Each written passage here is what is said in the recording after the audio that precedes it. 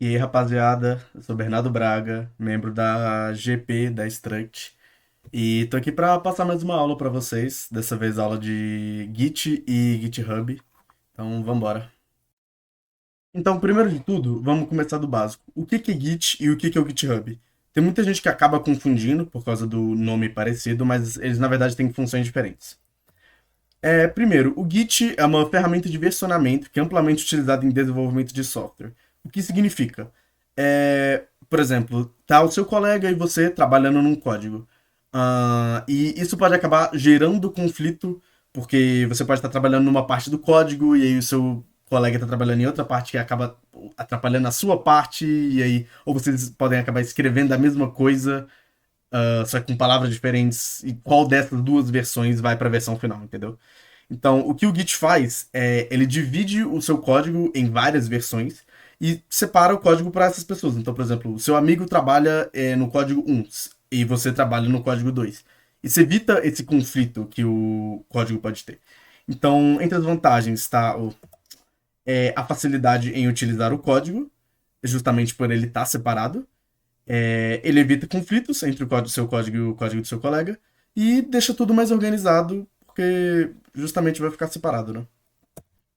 Agora, o GitHub. O GitHub é uma plataforma de hospedagem de códigos multiversão que utiliza o Git. Então, enquanto o Git é a ferramenta, o GitHub é a plataforma onde a gente vai usar essa ferramenta. Essas vantagens a gente pode dizer que facilita o uso de comandos Git, que é o que a gente vai ver nessa aula de hoje. Ele torna o código mais palpável, porque você está ali vendo o código, você está vendo as últimas alterações que foram feitas, você está vendo a sua versão e a versão do seu colega, e deixa tudo organizado e seguro. Além da organização por causa da multiversão, o próprio GitHub ele é bem seguro com os seus códigos. Então, é bem difícil, caso você não dê permissão, é claro, alguma pessoa conseguir mudar o seu código ou apagar alguma coisa que você fez. Agora, o primeiro passo para usar o Git, obviamente, é a instalação. Então, vocês já devem ter tido aula aí de WSL e Linux, que o Paulo, acho que deu essa aula para vocês. Eu não sei quais vocês estão usando, então eu separei aqui para vocês os dois meios de instalar o Git. Então, se você está no WSL, você pode instalar no próprio site do Git aqui. E caso você esteja no Linux, sudo apt-get install git no terminal e vai instalar direto no seu computador. Agora que a gente vai começar a realmente pôr a mão na massa, eu quero aí, vou pedir para você abrir o seu terminal e ir acompanhando, colocando os códigos juntos, fazendo o seu próprio repositório, para ter uma facilidade, para ter mais, para não ter tanta estranheza quando chegar na aula prática, porque ver fazendo uma coisa e fazer é outra, né? Então vai fazendo aí, já vai pegando os primeiros passos, que já chega na aula prática e já tá ó, 100%. Agora, primeiro de tudo, os primeiros passos. Como que faz para utilizar o Git? O que o Git vai fazer é basicamente criar um repositório e manusear esse repositório, digamos assim. E é nesse repositório que é onde todo o código vai ficar. Então, como que a gente cria ele, primeiro de tudo? Você vem aqui, eu não sei qual é o comando ou como faz no WSL, mas no Linux é Ctrl Alt T. Você vai abrir o terminal. Vou meter ali aqui um pouquinho. E primeiro de tudo, você tem que definir a pasta que o seu repositório vai ficar. Como que você vai fazer isso pelo terminal? Você vai usar o comando cd. O cd basicamente ele vai definir o path que você vai estar trabalhando. O que seria o path? É o caminho por onde você vai guardar os seus documentos. Então aqui no meu caso se eu não me engano, documentos barra struct barra trainee 2023 acho que é isso. Ok. Tá vendo aqui que mudou agora? Que antes só ia até aqui, Bernardo, arroba Bernardo, e agora tá aqui. Basicamente é o path do meu computador. Significa, se você vir aqui em arquivos, você vai estar aqui, pasta pessoal, ok. Eu coloquei aqui documentos, essa parte. Documentos, struct e trainee 2023. É o path, é o caminho. E faltou isso daqui. Beleza, aula. Ah, tá, isso aqui é as aulas. Tá. Então eu já tô na pasta certa onde eu vou colocar o meu repositório, que é no Trainee 2023. Como que vai fazer agora? O primeiro comando git que a gente vai aprender, que é o git init. E aí, no caso, esse comando já vai criar o repositório. Para facilitar, você já pode dar um nome pro repositório, para ficar mais fácil de identificar ele. Então vou pôr aqui, não sei, git init trainee. Ok, repositório vazio, git inicializado em isso daqui. Agora, se você vir aqui, ó, viu? Surgiu a pasta trainee aqui. Esse daqui vai ser o nosso repositório, isso que o git init faz. Agora, para entrar no repositório, como que faz? Usar o cd de novo. Vem aqui, cd trainee, e viu? Já mudou aqui de novo. Agora veio para uma pasta mais fundo, digamos assim. Agora, só um comando, um uso do CD. Caso você coloque na pasta errada, como que você faz para voltar? Você vem aqui, você pode dar cd espaço ponto ponto e ele vai voltar uma pasta, entendeu? Caso você queira voltar pro início de tudo, você vem aqui cd e pronto, viu? Voltou e você vai ter que usar isso daqui de novo, mas voltou tudo. Esse é o ponto. Então, documentos, struct, saco. Trainee 2023.1. Trainee e pronto. Tô na pasta de novo, entendeu? Beleza, criado o nosso repositório, tá na hora de começar a povoar ele. Eu vou criar aqui com o comando nano um arquivo de texto, só para fazer o exemplo mesmo. Então vem aqui nano exemplo1.txt. Beleza. Aqui vai abrir esse painel, que é para onde eu colocar o texto que eu quero escrever. Então isso é um exemplo traço 1. Ok, agora salvar, beleza. Agora se eu vir aqui no trainee, vai ter aqui exemplo1.txt e isso é um exemplo traço 1, ok? Agora eu vou criar mais dois exemplos aqui, de novo. .txt, isso é um exemplo 2. E a gente vai usar esses exemplos um pouquinho mais para frente. Nano exemplo 3.txt. Isso é um exemplo 3. E vou também criar um arquivo README. O arquivo README é basicamente como diz? É como se fosse um arquivo onde vai explicar a função do código. Então aqui, por exemplo, eu vou colocar esse é um código de exemplo para a aula do trainee da Struct. Ele vai basicamente falar para que esse código serve, para que o repositório serve. Ok? Agora, novamente, se você vier aqui, exemplo 2.txt, isso é um exemplo traço 2, exemplo 3, isso é um exemplo traço 3. E o readme, inclusive, eu cortei e troquei, porque eu escrevi do readme.me. Para ser um readme tem que ser .md, ok? Até o ícone é diferente do txt. E aqui, readme.md, esse é um código exemplo para a aula do trainee da Struct, ok? Beleza, agora povoado o nosso repositório, você tem que prestar atenção que, apesar dos arquivos já estarem aqui, os três exemplos e o README, eles ainda não estão gravados no repositório. Por quê? Isso é uma função do Git. Vamos supor, por exemplo, você está lá fazendo código, já está fazendo faz algumas horas, e aí você acaba voltando num código que você fez há uns minutos atrás, e você vê, putz, errei uma coisa aqui, não era para estar aqui, o que eu faço agora? Não tem jeito? Acabou? Vou me desmatricular do curso? Não, calma aí, não é assim que funciona. O Git, ele tem uma funcionalidade que é o código, ele só vai ser gravado depois de certos comandos. No caso, que é o que a gente vai aprender agora, que é o git add e o git commit. Então, se você vir aqui e dar um git status, você vai ver aqui que não teve commits ainda, que é o que a gente vai fazer. E os 4 arquivos que a gente adicionou, que é o que está em vermelho, eles ainda não estão gravados. Por isso, eles estão em vermelho. Como que a gente faz para adicionar eles e gravar eles no repositório? Você vai vir aqui, git add, por enquanto eu só vou adicionar o exemplo 1. Então, git add exemplo 1.txt. Beleza, adicionou, você vê aqui em git status agora, vai ver aqui que eles foram. O exemplo 1 foi adicionado e os outros 3 exemplos ainda não foram. Por quê? O exemplo 1 ele entrou no que é chamado de staging area, que basicamente é onde o arquivo ele está se preparando para ser comitado, para ser gravado. Então, para que funciona isso? Você está lá fazendo o código e por enquanto você sabe que esse aqui, o exemplo 1, ele está feito, ele está pronto. Só que você não tem certeza ainda se o exemplo 2 ou o readme está certo. O que você faz? Eu só quero comitar, eu só quero gravar o exemplo 1. Você vai lá, vai dar add só no exemplo um e ele vai ficar aqui para ser adicionado. Agora, como que faz para de fato commitar ele, para gravar ele no repositório?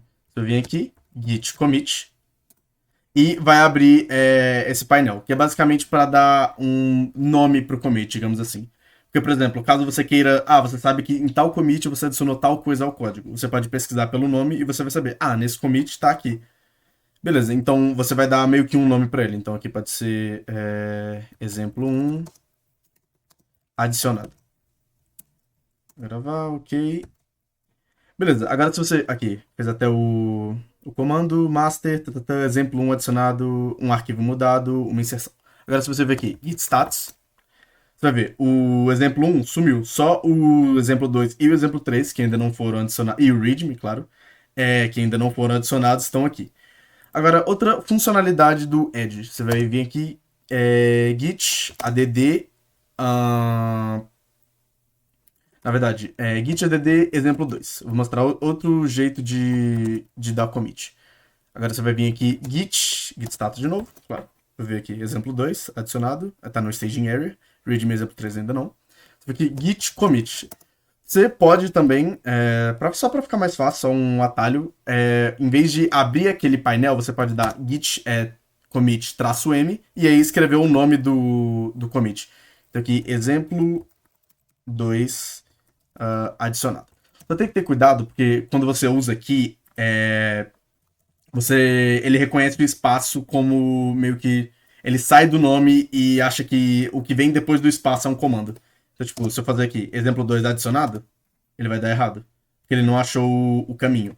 Então, se você vir aqui, git commit -m, exemplo 2, adicionar um underline, que é o que geralmente adiciona quando tem espaço, e é adicionado, ele já vai normal, tranquilo. Vem aqui, git status, viu? Adicionado.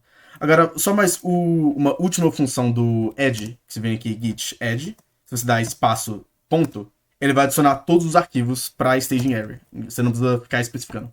Você vê aqui, git status, readme e o exemplo 3 foram adicionados. Mesma coisa, git commit, exemplo 3 e readme adicionados. Calma, fiz alguma coisa. Ah, tá. Eu esqueci o M. Git commit, -m, exemplo 3, readme adicionados. Pronto. Adicionados aqui. Agora, git foram de fatos gravados. Git status. Nada para commitar e tudo certo. Feito isso, agora a gente vai começar a ver outros comandos, só que são comandos que são mais dependentes do GitHub. Então, primeiro de tudo, você vai vir aqui, github.com, obviamente, e vai criar sua conta. No caso, tá aqui a minha, beleza? E agora, por causa do sistema de segurança do GitHub, geralmente você vai ter que colocar Você vai ter que meio que usar um token na hora de fazer certas mudanças em repositórios. Como uma medida de segurança mesmo, porque, tipo, o token vai ser só seu, ninguém mais vai ter acesso a ele, e aí, tipo, caso uma mudança no seu repositório seja feita, é pra garantir que seja você mesmo, entendeu? Para conseguir esse token, o que você vai fazer? Você vai vir aqui no GitHub, perfil, em Settings. Aqui você vai descer um pouco e aqui em Developer Settings. Vai aqui, Personal Access Tokens, Tokens Classic. Esse beta eu nunca nem vi saindo do beta, desde que eu comecei a usar. E aqui, Generate New Token. Clássico. Aqui é só colocar o nome dele, Trainee 2. Eu já tinha feito um Trainee 1 para testar. Vou colocar aqui todas as permissões, só para facilitar o uso. Se deixar, né?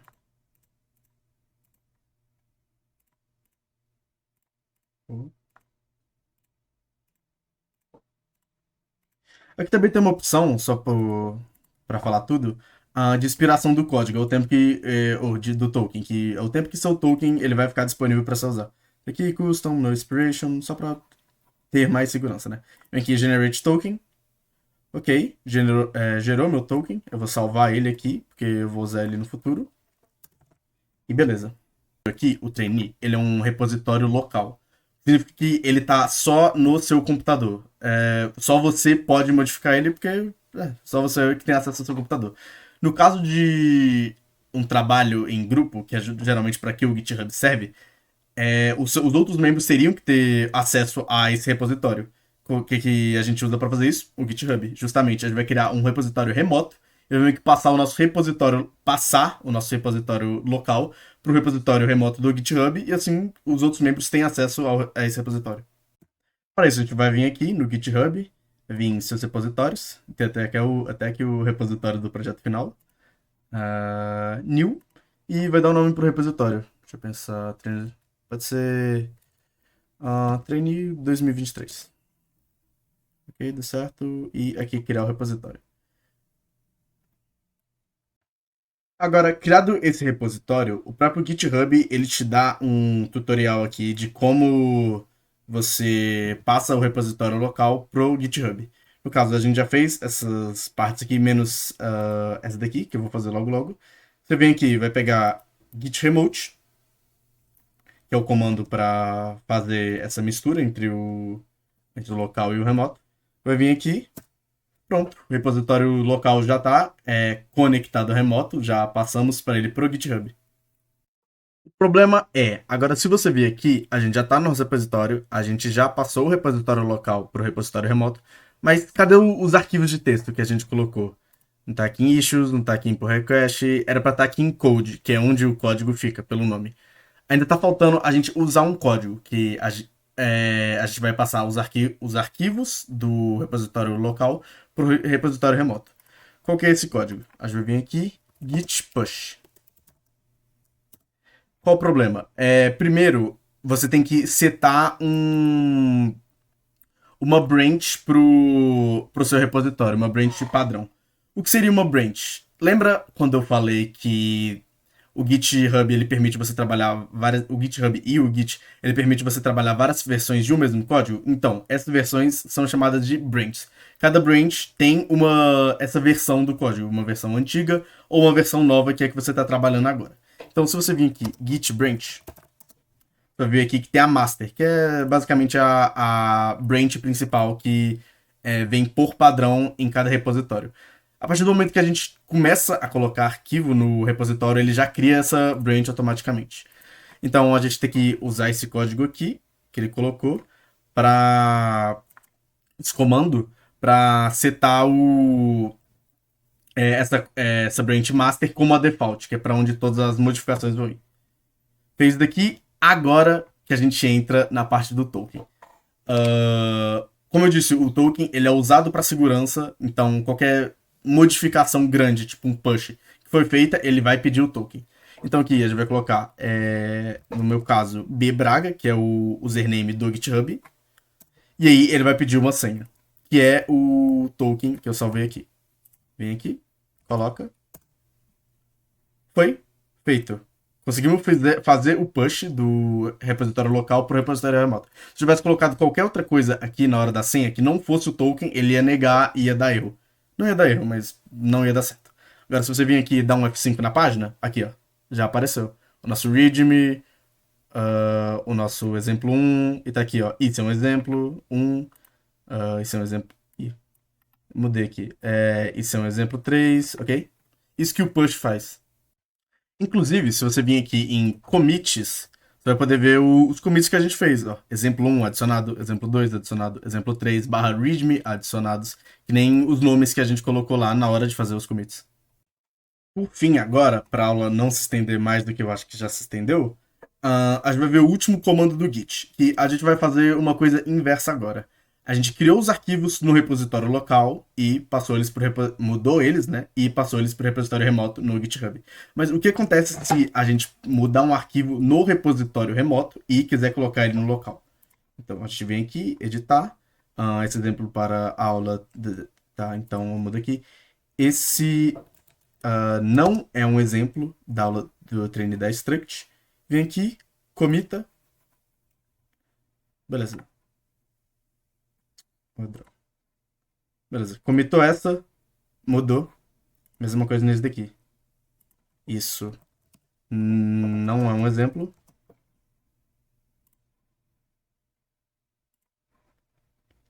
Exemplo 2.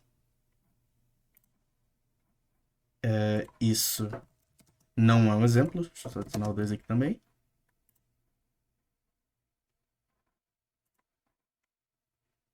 E até presta atenção nisso daqui, como os arquivos que foram adicionados, geralmente eles ficam assim. Exemplo 3, barra readme, adicionados, que nem o nome do commit. Só que aqui, depois que eu mudei eles, fica um update na frente. Update, exemplo 2.txt. Justamente porque eu tô mudando eles. Então eu vim aqui, por fim. Calma. Beleza? Isso é um exemplo 3. Coloca aqui. Isso não é um exemplo. Commit changes. Até para mostrar que não mudou no repositório local, só vim aqui, trainee, tem aqui o nosso arquivo de texto. Aqui, ó, isso é um exemplo 1.